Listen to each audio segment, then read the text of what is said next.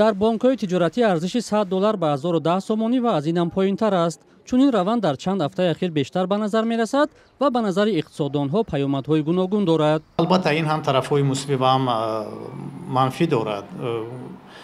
аз тарафҳои мусбинаш ин аст ки соҳибкорон ки дар қаламрави ҷумҳурии Тоҷикистон фаъолият мекунанд бештару бештар ба натиҷаҳои фаъолияти худ боварӣ ҳосил мекунанд, дар Тоҷикистон маблағгузорӣ мекунанд.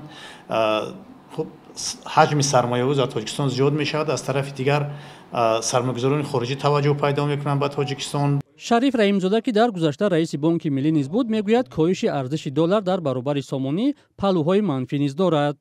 вақте ки мо як сол пеш бюджет давлатро ба нақша мегирем, мо қурби бюджетӣ дорем ва аз рӯи қурби бюджетӣ мо бюджетро ба нақша мегирем ва вақте ки қурби доллар поён меравад, ин таъсир мерасонад ба иҷроиши бюджет. бинед гарчанде ки бюджет 110% барои 4 моҳ иҷро шудааст, вале агар ба дохили бюджет нигоҳ мумкин бандҳое ҳастанд ки вобаста ба поён рафтани қурби асъор камтар иҷро шуданд ё ки иҷро шуданд, вале сифатан поён рафтани қурби асъор ба онҳо таъсир мерасонад.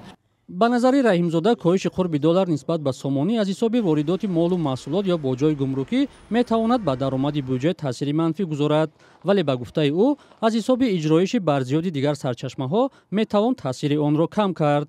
афзоиши пасандозҳо бо сомонӣ, кам шудани талабот бо доллар, вазъи иқтисодиёти ҷаҳон, дигар шудани муносибатҳову вазъи иқтисодӣ дар кишварҳои шарикони иқтисодии Тоҷикистон аз омилҳоеанд, ки ба назари Шариф Раҳимзода сабаби поин рафтани қурби доллар шудааст. дар гузашта тоҷирон яке аз сабабҳои гаронии нархҳоро ба афзоиши қурби доллар рабт медоданд. сокинон мегӯянд ҳоло қурб поён рафтааст, вале дар нархномаи маҳсулот дигаргуние нест. не ягон чи поён нарафта. нархи наво ҳамон хеле будагӣ истодагӣ. бонки миллии Тоҷикистон ва бонкҳои тиҷоратӣ якбора паст шудани қурби долларро шарҳ надоданд. поёнравии қурби доллар аз аввали моҳи апрел оғоз шуд.